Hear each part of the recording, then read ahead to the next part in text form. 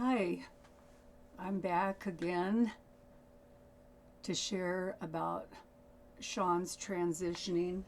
This is Sean right here, and Michael, his identical twin brother, who was killed in the hospital March 26, 2020. I shared with you in the past video that through Suzanne Giesman, Michael had told Sean that we agreed to leave early in the womb.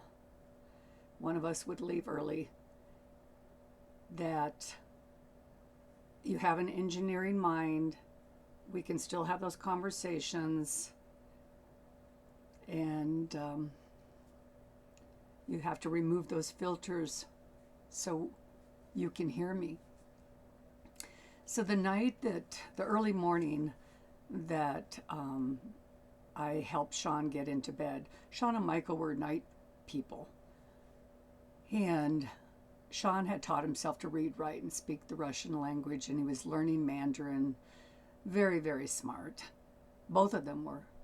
And I have to correct myself that it wasn't a computer game that they had made.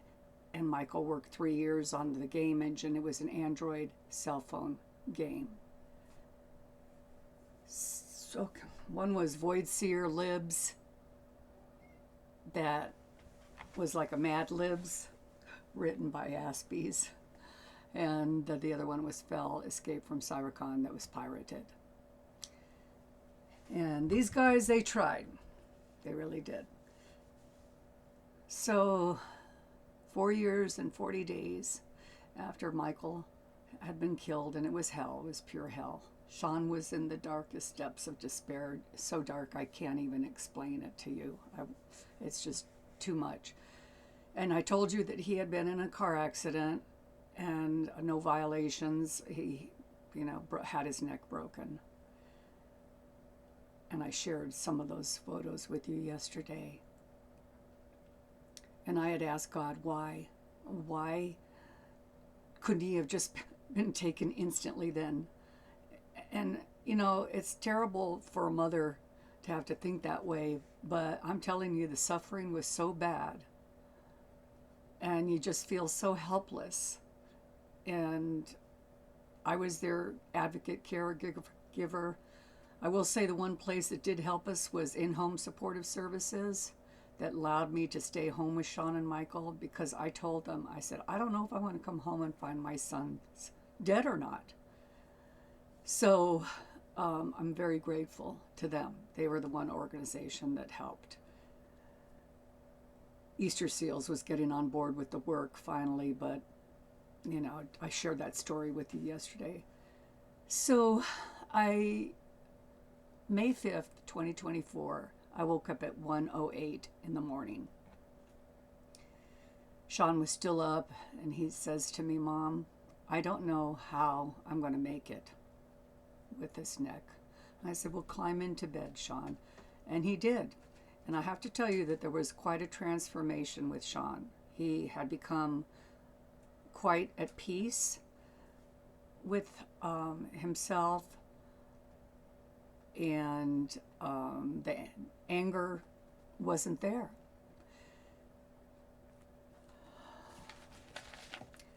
So he got into bed, and I reminded him about what Michael had said through Suzanne.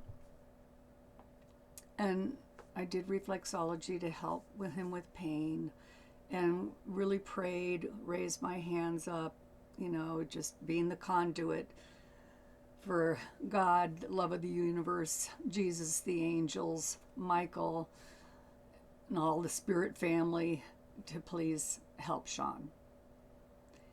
And to be free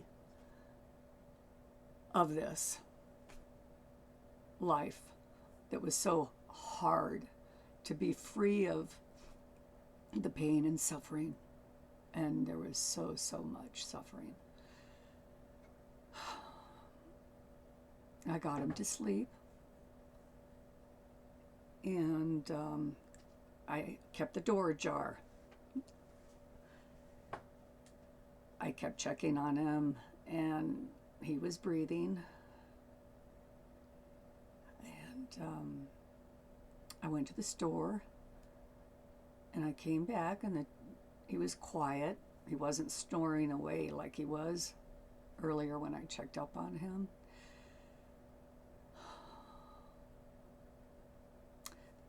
I almost went in the room. I don't know how really to explain this, but as I was going to go in, a powerful voice, energy said, "Don't go in there." My hand was right on that doorknob. I thought, okay, I'm not going to be a helicopter mom like I have been, checking to see if he's alive or okay. I went outside. I was hanging something up on the front porch, and I felt this brushing up against my outer right leg. I was up on a ladder, and all of a sudden the heavy-duty sliding doors right next to me were rattling really loud, and I was like, wow, that's unusual. And I said, oh, I think Sean needs me. Sometimes if he couldn't get up, he would bang on the wall. And anyway, I went in there and I said, "Sean, are you all right?" And he was cold. His forehead was cold. His hands were, there was still a little warmth to it. And I have to tell you, he looked so peaceful. I took a picture because he looked so peaceful. It was so beautiful. Bittersweet. So I called 911, called his dad and brothers and a friend, and the police came and they declared him dead. And 911 came, the first responders. I asked them, I said, "Can you just make sure that he's gone?" Because they were taking the policeman's word for it. And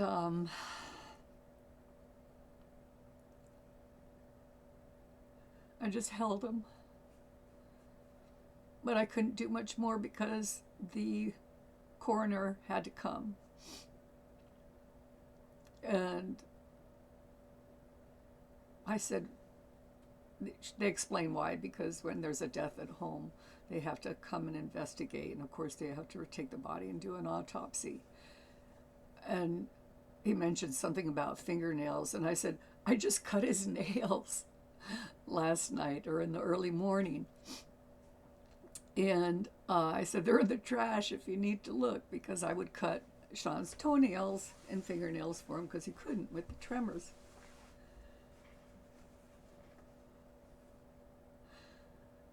I was just absolutely blown away. So the coroner came, everybody came. And even TIP, Trauma Intervention Program. And ironically, the representative who came from that, she remembered me from when one of my clients died.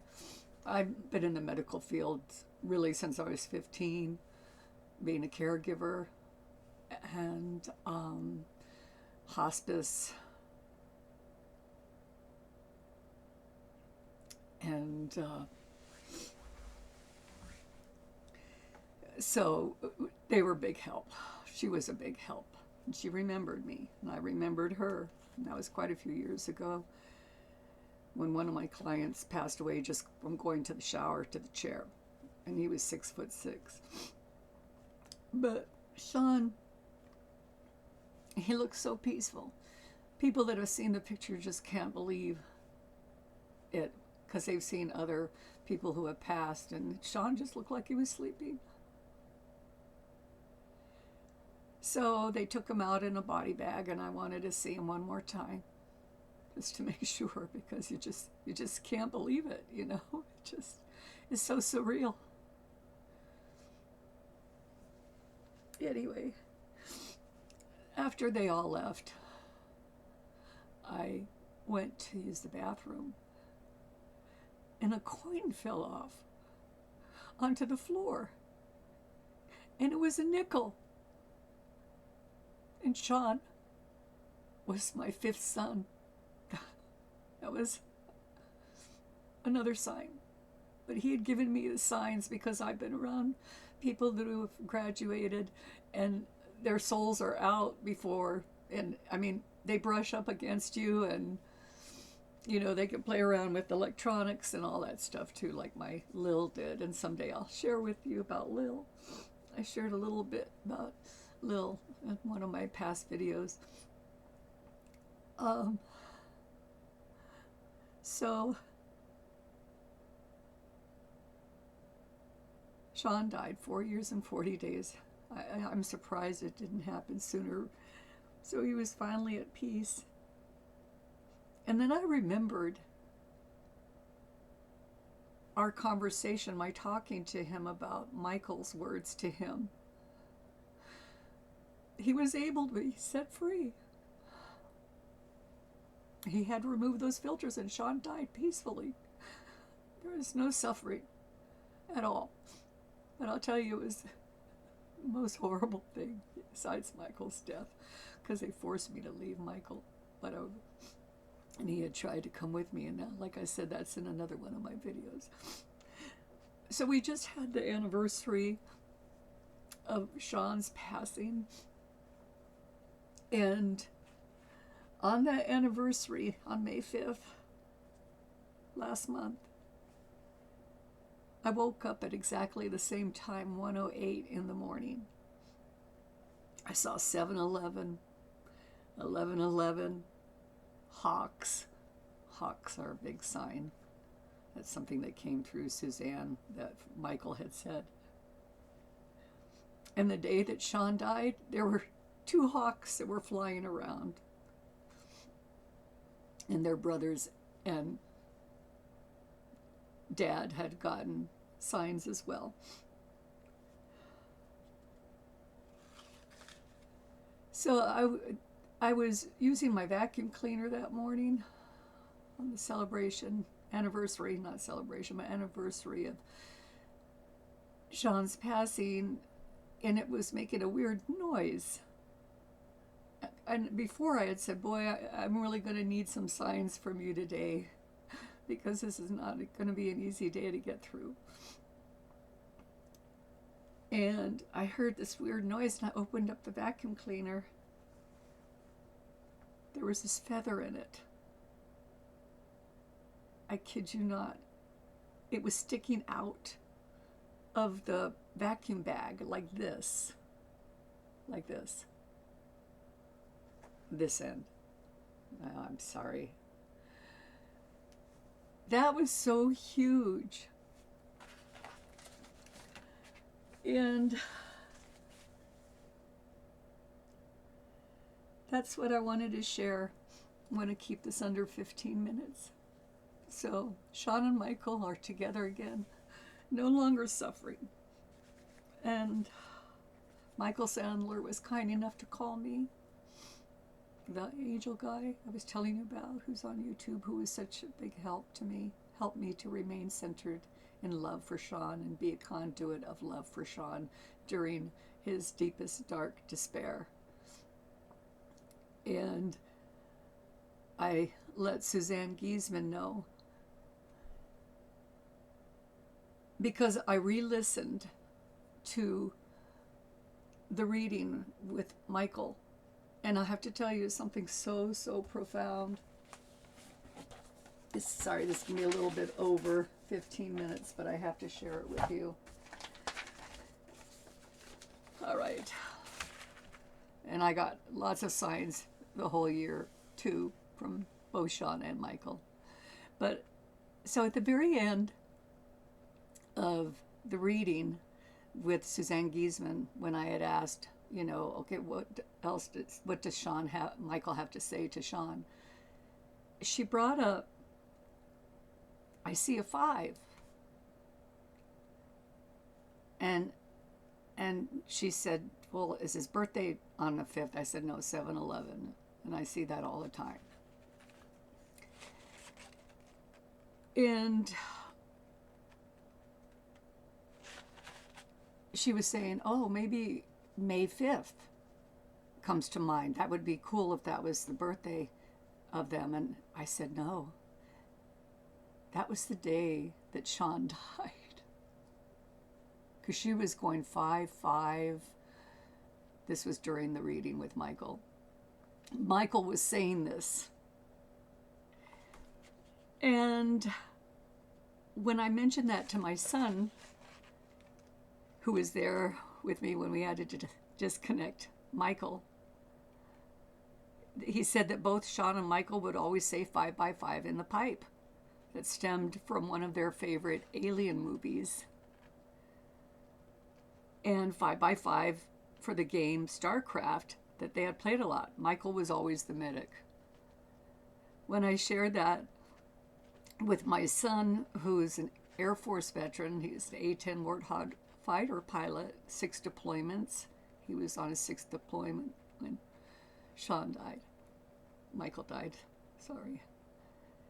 He said, Mom, in the military, 5/5 means loud and clear. You can't make this up. The love is strong from across the veil.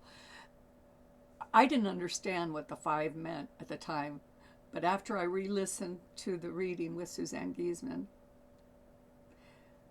okay, I will end it with this. Just, the love is so strong. Our loved ones are still with us. Look for the signs. And I send you all so much love. Big hug, sending healing energy, love, peace, comfort, and a big hug. And I will be making other videos. Till the next time.